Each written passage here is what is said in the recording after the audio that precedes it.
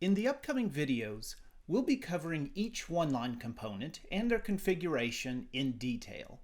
However, all of the components will be connected with buses. So before we go on, let's look at how this is done. There are two methods of creating buses, the electrical nodes in our network.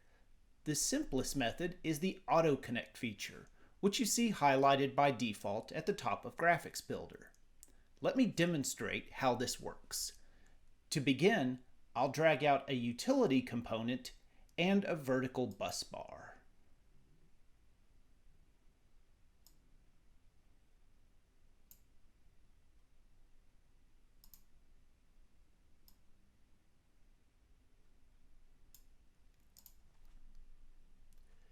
If I look at the bus bar component, it has a globally unique name that is automatically populated.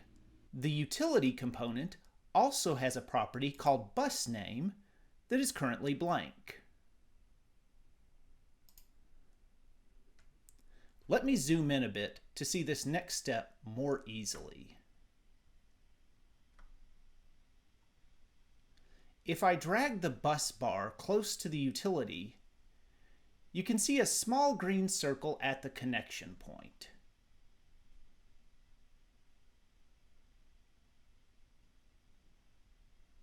This indicates that Auto Connect will automatically copy the bus name from one component to the other.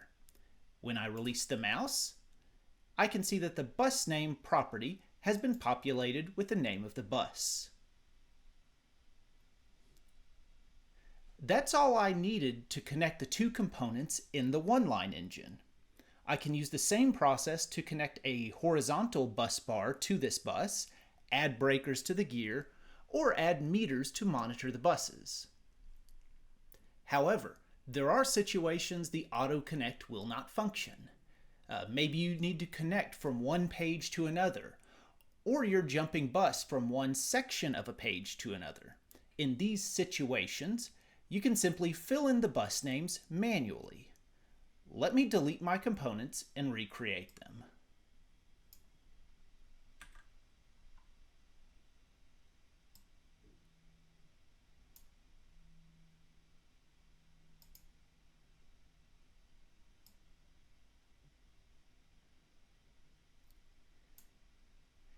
In this case, I'm going to change my bus bar name manually as well. While I could leave the default name, I'd rather set it to something more memorable, since I'm going to have to fill it out. I'll call this Utility 1 Bus. It doesn't matter what the name is, so long as it's unique in the project. I'll then set the bus name in the utility component.